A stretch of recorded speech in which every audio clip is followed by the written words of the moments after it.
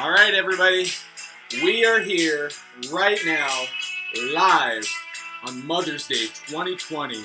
And boy, do I have a surprise for all of you. Drop it in the comments. Let us watch. Let us know where you're watching from tonight. Come on in, everybody.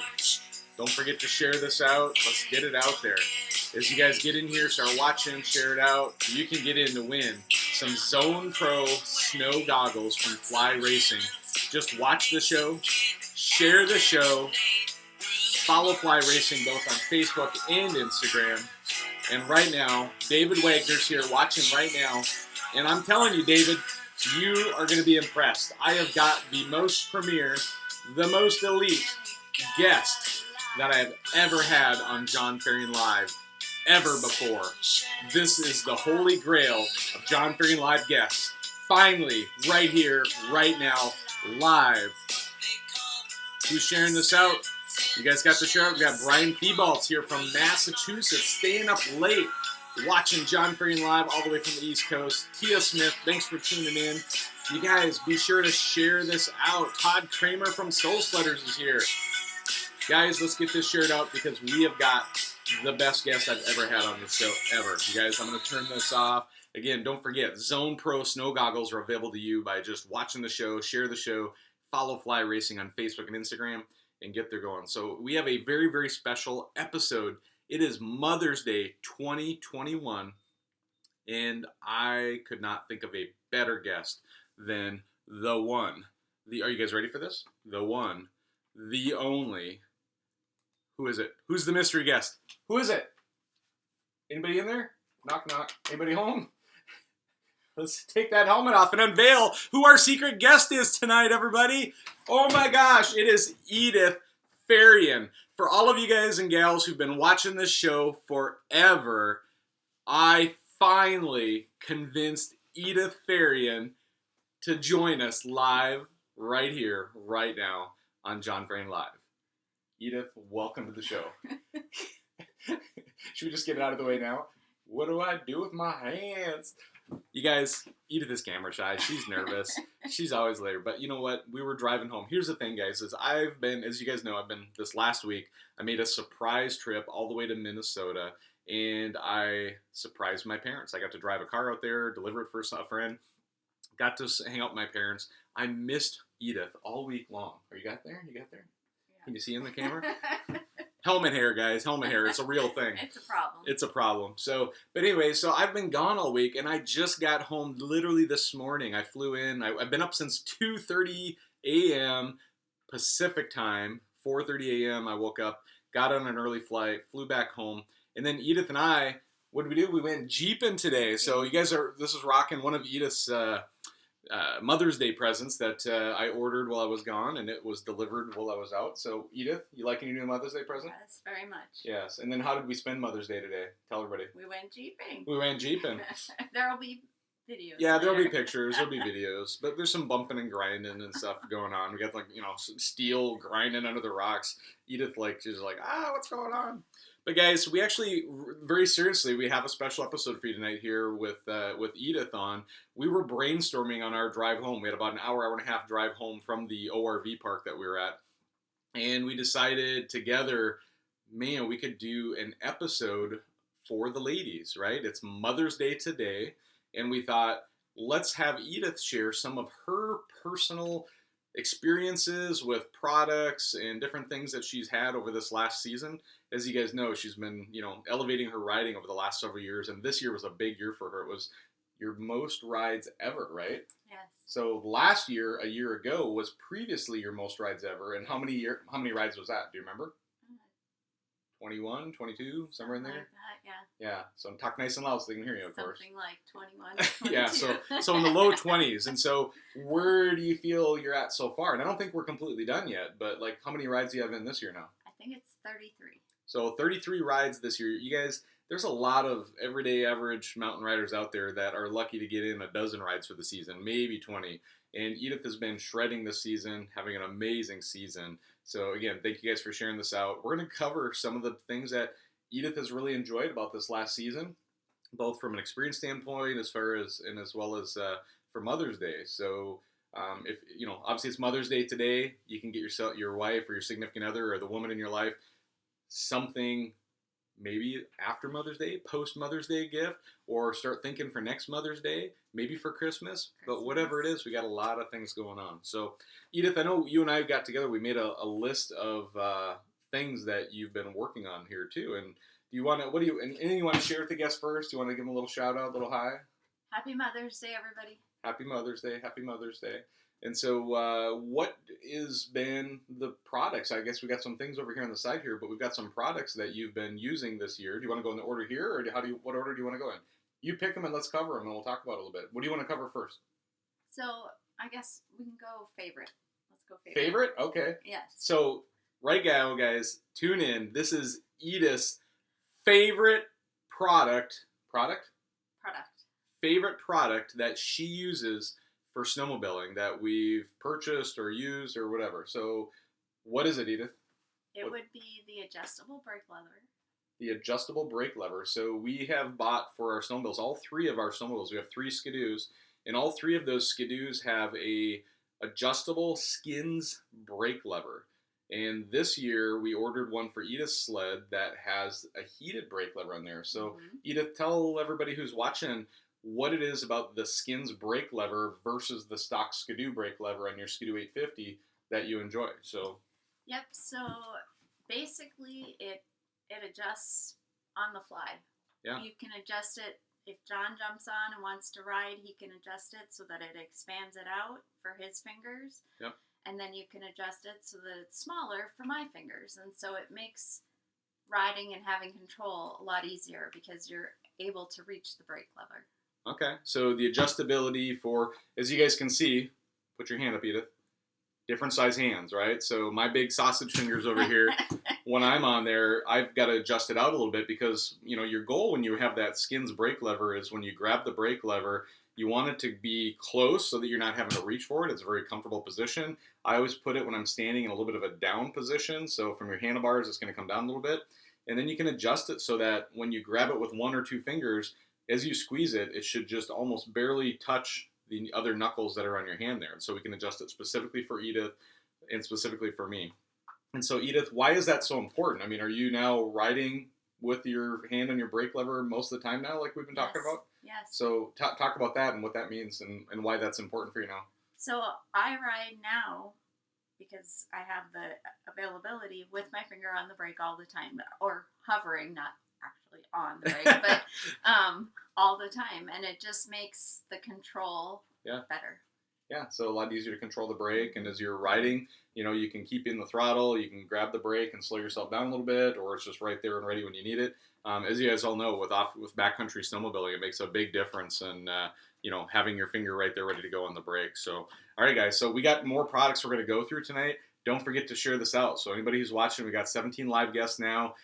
Let's get a whole bunch on here, guys. This is the best guest ever. I'm so excited that I finally convinced her to come on the show. This is amazing, guys. You don't even know how excited I am. I'm crazy. I know. So, all right, Edythe, what do you want to cover next? I think it's going to be the helmet. All right, it's helmet time, people. We open the show, we open the scene with the helmet. So let's first show everybody the helmet that prior to this year that Edythe had been riding with, and just talk about it, Edythe. Like, what did you like about it? What did you not like about it? And then we'll go to the comparison of your new helmet. So this is her old helmet, and she's going to tell you a little bit about that first. So, trying to get it so it's in. But this was nice because it has a shield as well as you can ride with goggles. Yep. But it is a lot heavier because of that. Yeah, it's a big kind of heavier helmet. It worked good for her for quite a few years, and because she constantly was having issues with like fogging and stuff like that, the visor, you could have it up or down, and the goggles work sometimes they didn't, and so this worked out good for her for a while. But I finally convinced her to upgrade and step up this year. And what are you riding with now this year, Edythe? And tell us why you like it better or less. So this is this year's. Yeah. And you can put it in front of me. I'll hold it. There you go. go. So here's there you go. It's much over in front of me. There you go. It's much lighter. And I actually thought that it being open here, I would get cold, but didn't seem to be a problem. And I didn't miss having the shield at all. We'll pull the goggles off quick and see. So the helmet itself, right? By the way, this is the Fly Carbon, or I'm sorry, the Fly Formula CC helmet. This one retails for, I think it's about $450. It's not the full-on carbon fiber one, but I would tell you that I've run both of these helmets this year. I ran this exact helmet in red, and then I ran the carbon fiber version of the helmet. That's about $650. Comes with a lot of an extra visor, comes with an extra carrying case and a bunch of other, bells and whistles. Plus, it's a teeny bit lighter. The carbon fiber one is, and I actually really enjoyed both. The fit of them is almost the same between the two, but this helmet compared to Edythe's other helmet is dramatically lighter. And so she was worried about getting a cold face when riding, but that's the part here. You hold this for a second, and I'll show you. Yep.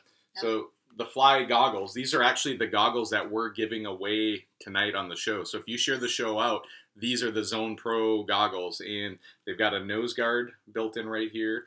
They match your helmet if you want them to. They got different colors available. I've got a red goggles that I wear with my red helmet. Got black goggles. They got different color lenses, all kinds of them. And, again, the nose guard works perfectly in the helmet to protect your face so that you don't get frostbite or cold. Plus, if you wear a balaclava on a really cold day. So, what else about your helmet do you love, Edythe? Anything else? Show them the custom snowflake. The custom snowflake stickers that are on it. That's pretty amazing, of course. Those are add-on. You got to add the snowflake yourself because those match your wrap. The wrap, which why don't we talk about that next? So one of the things on her list, everybody, was her wrap from Extreme Realities. So Jessica Carter from Extreme Realities 2 years ago designed a custom wrap for Edythe, right? Yeah. And so Edythe, tell everybody what did we send Jessica, the inspiration for the wrap, and kind of what you were looking for, and then what did you send her, and how did we get it, what came back? So it was kind of just like we thought: snow, frost, snowflakes. Yep, and you like blue because the sled was blue. So that's one thing, is we always take whatever the color the sled was, and it was a 2018 Skidoo 850 X package. So it was the blue with kind of the high visibility green on it. So that was kind of our base kind of starting color point. And so we thought frost and snow would look good. So we did some Googling of frost and snow, right? And sent just pictures of frost. Yep. And Jessica came back with an absolutely amazing wrap. Yeah. And they're like literally every ride I go on, somebody comments on the wrap, how awesome it looks and how. Yeah, no joke, everybody. Like every time we pull up somewhere, whether it be in the snow park, I mean, literally we're unloading in the snow park, and you guys have seen my wrap, the red and black one that Jessica's also made, which is amazing. I love it. But guess what? Everybody walks right past my sled and goes over and like, look at that amazing blue sled with the snow and the frost on it. It's so beautiful. And so she gets tons and tons of compliments on that wrap every year. And then just up on the snow too. Like you take a picture of it or whatever, it just turns out beautiful every time. So. Yep. And so Jessica is amazing. She'll design custom. And And every time, and that's what I do too. And my recommendation, if you guys use Jessica wraps are great in general because they kind of protect your sled and all that. But Jessica, I would say, in my opinion, I've used a lot of different wrap companies over the years. And in my opinion, what I love about what Jessica does is she can take some inspiration that you give her, right? So these, like literally we sent her 2 or 3 pictures of frost and snowflakes. Jessica came out with just an amazing wrap, almost nailed it the first time with maybe some minor tweaks of, just some subtle things. Same thing with my logos on my sleds. It's like, or the wraps on my sleds. You give her a little inspiration, let her do her artistic work that she does, and she just nails it every time. And the quality of the wraps. We've had the wraps on our sleds now, your sled, for just the second full season or third full season. I can't remember. I feel like it's the second. Yeah, for sure, 2 full seasons we've had that wrap on there, and it looks as good as it did the day we put it on there, right? Yeah. So it's awesome. So, all right, what's next, Edythe? What is the next hottest item that the mothers, the ladies, should be thinking of for their sleds going either after Mother's Day, before Mother's Day, maybe for Christmas? But bottom line, this is all about getting the ladies what they need to have the best experience in the mountains. And Edythe was awesome enough to come on and share her stuff, her ideas of what she wanted to. So gloves are important. Yeah. I wear, depending upon the day, a couple different gloves. Heavy gloves and light gloves. Heavy gloves that go up over my jacket on colder days. Yep. And then, warmer spring days, I wear just a littler, lighter glove. But they all fit really great. They're very flexible, easy to, like I said, hold the brake and stuff like that. So gloves are important. Okay, so lightweight gloves versus heavy gloves. When you can get away with wearing the lighter gloves, you prefer those, right? I do. Like and why is a lighter weight glove for you better as long as you're staying warm enough, right? And here's the thing, guys. We talked earlier about that Skins brake lever. Being able to wear lighter gloves because you have your hand warmers plus now your finger out on the brake all the time, it's not getting frozen because of the heated brake lever. So that Skins brake lever is amazing. Go to the website there and check it out. Yep. Again, I ride with the non-heated ones. I'll be honest with you. If I were to buy future ones again, I'm buying the heated ones. The heating ones are amazing. They're a lot more money, no joke, but worth every penny. So okay. So lighter gloves though, why? It just feels better, not as bulky. You have, again, it's about control, and when things aren't bulky and getting in the way, you feel like you have better control. Absolutely. So better grip on the handlebars and more control. Yeah. Can't beat that. Yeah. What else we got? So we got helmet, we got gloves, we had the brake lever. What about a feature on the sled? So can you start your sled on your own? Okay. Not usually, unless it's warmed up. And so, as you guys know, these bigger machines like the Skidoo 850s, the Polaris 850s, Arctic Cat 800s, you know, Edythe is 5'4". Let's just say we won't give her weight away on the camera, yeah. But let's just say that she's a very petite lady, and she will, just doesn't have the strength and technique yet to just pull start the sled, especially cold in the morning, like after you're unloading from the trailers. Once it's started and warmed up, and in many cases she can pull start it probably 50-70% of the time. You can kind of pull start it, but it's hard, right? And so what is one of the things that you personally love having on your sled? So I personally have the shot. Yep. So he has to start it in the morning. Yeah. But once he starts it, it warms up. I mean, even if he starts it here and we get up to the snow park, usually the shot will still work by the time we get up there. Yeah. But if shot isn't an option, I would say electric start by far, because just that, even just the energy you're exerting trying to start your sled every time. All day long, right? It just makes for a long day. Yeah. I mean, she's constantly having to stop, shut her sled off so that I get unstuck. She comes over and helps me get unstuck. And so for her to be able to get her sled started all the time saves energy so she can continue to get me unstuck. That's what this is all about, guys.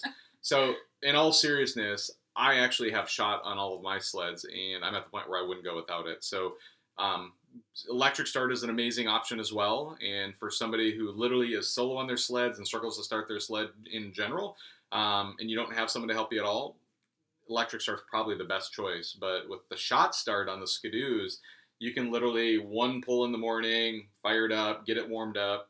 And a little quick tip I'm going to give you guys too. This is something that I've actually seen over this last several years that's become kind of an issue in the snow parks.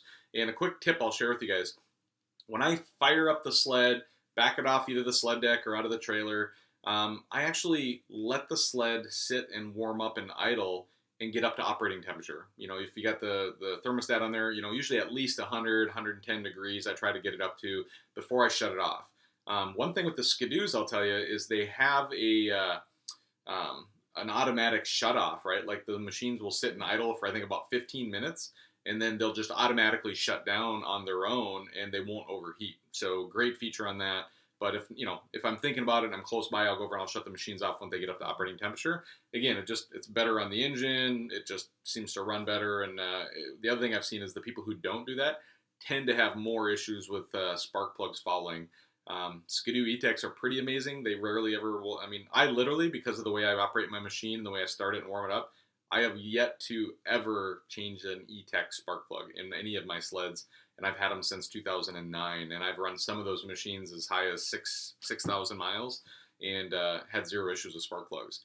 However, those who don't let their machines warm up and they cold start them and shut them off right away, they're loading up and they're getting those spark plugs fouled in a lot of cases. So shot start, another big win for the ladies in the snowmobiles, or anybody. Yeah. So what else we got? So we had shot start, and how about the booty? What do you? The booty. You guys want to talk booty right now? Let's talk booty with Edythe. You guys, let's talk booty. So, one thing about mountain snowmobiling is that your booty rarely touches the seat, and so again, 5'4". Correct. not the most longest legs in the entire world, No, right? that is for sure. And here's the thing is I've got the same thing too, but like let's talk about seats, guys. So on the Skidoo 850, the sleds that Edythe rides, the stock seat, we'll show you that first. So let's see if we can, let's back up a little bit and we'll see if we can, this. So this is the stock seat off of a Skidoo X package, right? And so if you look at it, it's pretty thick. So this here being the stock seat, and here's the width of it and everything too. Very good seat, works great. It does. But this year, the Skidoo Expert package that I bought, the Turbo Expert package, came with a low profile seat from Skidoo right from the factory. And I let Edythe use that on her sled because I had a short seat too. So I invested in a short seat, got hooked up with Seat Concepts this year. And so Edythe ended up inheriting my short seat from the Skidoo, the Expert package. So let's take a look at that and compare them side by side. So let's back away a little bit so people can see them. And so here I'm holding the stock seat, and there Edythe has the low profile seat. You can see the dramatic difference between these two seats on the height. I'm guessing it's probably 3 inches, probably close to 3 inches that it drops from the two of them. And then let's tip it up this way, Edythe. And so you can see that seat is kind of just a wide, low profile seat. This is the Skidoo seat, so it's higher, narrower up top, but it's just as wide on the bottom. It's actually the same frame underneath, but it has the just the different seat. So the biggest difference with the Skidoo seats is the height. Now, let's compare the Seat Concept seat. So go ahead and grab that. And so this is the Skidoo Expert seat, and that's the Seat Concept seat. You can see height-wise, they're basically identical, like almost the same height back and forth there. And so that, when we're riding them. But here's the big thing I love about the Seat Concept seat. When you flip them this way, so I'm holding the Skidoo seat, and the Seat Concept seat is just a little bit narrower, right? So we're holding them up. But again, there's some comparisons in the different types of seats that are available to you. And Edythe, what difference does a lower profile seat make for you when you're riding? So, again, not a real aggressive rider, but when I do have to transition from one side of the sled to the other, the seat is not as high to do so. Yeah. So I put my Seat Concept seat, and similar to the Skidoo seat that Edythe was riding, I would put, what I've said about the Seat Concept seat is it's the best product I never use. And I mean it, right? So think about this is you buy a seat to sit on, right? Not on a mountain sled. So the irony here is that you're buying a seat that you just want to have out of the way. So low profile, narrow, out of your way, really helps when you're jumping back and forth in the machine, side hilling, just trying to move around in the machine to manage it as much as possible. So what else we got? Anything else? Oh, yeah, this was fun. So this is actually something that I thought was pretty cool also because let me just give you my background on the riding. So I started snowmobiling my whole life. 2007 was my first time ever going out on a mountain ride, a mountain sled, right? And I literally self-taught myself how to mountain ride. Like I watched videos, YouTube videos, Ride Rasmussen videos, Brandt's videos. The old school videos was a big one. And, basically taught myself how to ride. And just by riding with other people, got better and better and better. I've done my best to try to teach Edythe how to ride, which has been helpful. But this year, for the first time together, we went to a riding clinic for the first time. And we went to the Driven event with Carrie Vammer out in Sealy Lake, Montana. And that event was a level 1 Erie class, which Edythe and I have gone through together. We should talk about that too, actually. Yeah. We'll come back to that. And then the other thing we did was part of that was the Ride Rasmussen style clinics this year. So it was my first time ever going through a Ride Rasmussen style or any kind of a riding clinic, and Edythe as well. And so tonight's all about the ladies, so I'm going to have Edythe go first and talk about her experience at the Ride Rasmussen style. And go, Edythe. Tell us a little bit about it. How did it go for you? Like, what did you like? What did you struggle with? Like, did it make a difference for you? Give everybody a rundown. So going into it, I'd had lots of people ask me to go to different riding clinics here and there. But I always just felt like, well, I ride with Jon. I don't really want to go without Jon.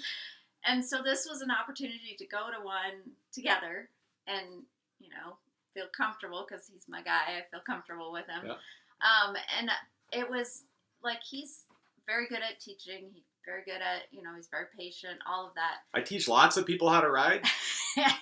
It's hard. I'm telling you. To teach your spouse how to ride is probably the most difficult person you can teach to ride. Yeah. And everybody warned us about that, and we all knew it. And, it went as good as it could have. But it's not always easy having your spouse telling you what to do, right? Right. So, anyway, keep going. Yes, so it was good to just have a different perspective. Yep. And they did teach a few things that we didn't know or didn't, hadn't learned before. So it's definitely worth it, I think, to go to a clinic. I just, again, always wanted to go with this guy. So the Ride Rasmussen style clinic, they obviously get into these. I know Kyle Franklin is here. He was there with Nina. Yep. They attended with us, actually. So Kyle, I'd love to have you comment in the comments what you thought of the Driven clinic and specifically the Ride Rasmussen style clinic too. I know you got some great things. Nina had some great experience as well as your guys' son was there too. He did amazing while he was there. Really improved a lot. Mm-hmm. And here's what I would tell you is, I went to the clinic kind of with the assumption that like, you know what, I'm already a pretty darn good rider. Maybe I'll learn something, maybe I won't. But I thought myself, I'm like, well, if nothing else, what I want to do is to learn people how, I want to learn how to teach people how to ride. I do it all the time, and I wanted to either confirm what I was teaching and or verify that maybe, what I was doing was right or wrong, and, then get some new wording, some new language, some new tips, new skills that I could then pass along to other people there too. And that absolutely happened. So I was able to work with, the Ride Rasmussen style crew. Again, it was Carl out of the Rich Ranch out there, his wife Shannon. We had Clyde Leonard was there. We had Craig Olhauser was out there from Ride Rasmussen style. Had some amazing, and Cameron Comenti as well. So from 3C Guiding, he was there. So all amazing riders, great instructors, and we had an amazing time while we were out there. So again, maybe for the ladies, might be the way to go. Yeah. So Edythe, I'm going to ask this question. I'm not sure where it's going to go, but would you consider going to a riding clinic now that you've been to one ever on your own to go ride with other ladies at a riding clinic like that? Do you think that's something you'd tackle? I would. And what do you think you would get maybe differently out of that versus the one that we were in where we're all together? Probably a perspective of a lady. I mean, Shannon. Well, you can learn from the other ladies too, right? Yeah. I mean, there was Shannon, and she was awesome. Yep. But I think that perspective for myself would be good. Yep. Nope, that's awesome. Awesome. So what else do we have? We have the clinics, the riding clinics. Anything else we want to talk about? Oh, we're going to talk about the avalanche classes, right? Yep. And so Edythe has gone through avalanche training similar to me. I've gone through, awareness classes. We've gone through our, let's just talk about the classes you went through specifically at the Driven event, right? So what are the two classes that you took there, and what did you learn out of them? What did you experience, and how did it go? So we took level 1 with Brian Lundstedt. Brian Lundstedt, yeah. And he's an amazing teacher. Which is Tyler's Backcountry Awareness. So yes. Brian Lundstedt from Tyler's Backcountry Awareness taught the level 1. And then we went to a companion rescue class also. Yep. Part of the Erie program. That one, Jeff Hambleton, actually from NWAC, was there supporting Brian and did that as well too. And so, we did the 3-day class first, and then we did the companion rescue class as a fast follow. Yeah. And so what were some of your big takeaways from those classes? So I like the 3-day class because it breaks down different pieces of it. So you have kind of like classroom and then in the field, and then you actually go up and, observe the snow, and you dig a pit. And so I enjoyed that. The companion rescue, I think, for me was the most impactful just because you're running through a drill. Yeah. And, I thought, oh, I got this. Yeah. No. Yeah. Because the goal was 10 minutes or something, yeah, right? And they put you in a high-pressure situation, right? It's like, okay, you're timed, go, right? Yeah. And I thought, 10 minutes is a long time. No. It's not. Well, especially, because I think a lot of us, we do practicing and we do just pieces of the practicing, but to do an entire drill from start to finish and to dig somebody up, save them, 10 minutes. And Unfortunately, if you've lasted 10 minutes, the likelihood of them surviving under the snow is low. And so you want to work as quick as possible. 5 minutes or less is your goal. 10 minutes is that point where it's like, they may not make it if you don't do it in 10 minutes. That's why they put the goal in class like that. So, yeah. Well, what else? That it?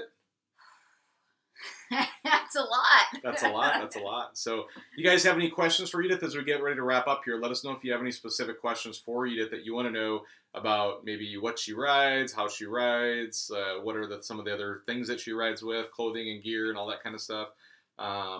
And we'll go from there. So you guys you've been riding Snow Diva's jacket the last few years, right? Yep. So that's been a great jacket. Mm-hmm. Yep. And you've been struggling to find some snow pants that fit you as well as you hope for, right? So that's kind of a thing we're still looking for you.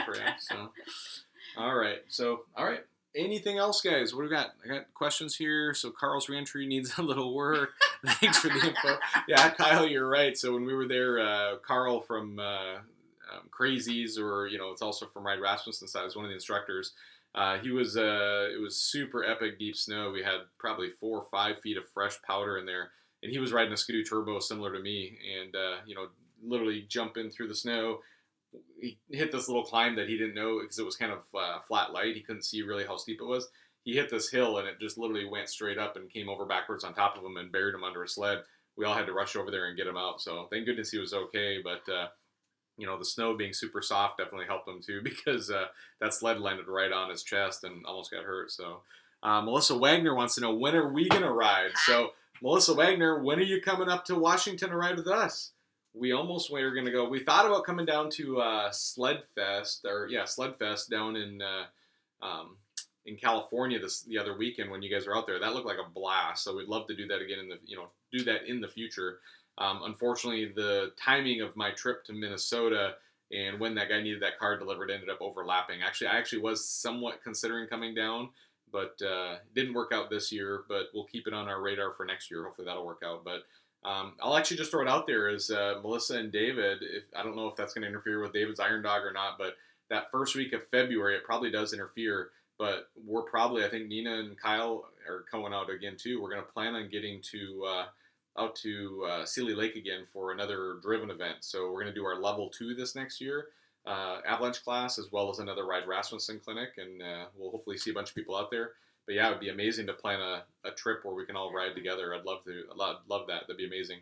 Maybe McCall, maybe we hit Oregon, Southern Oregon, maybe we come all the way down to California. We'll just have to play it by ear. So, all right, everybody, guys, we don't want to drag this out much longer, but tonight was all about the ladies. It was Mother's Day, and we wanted to get Edythe on. I am so excited to have Edythe on.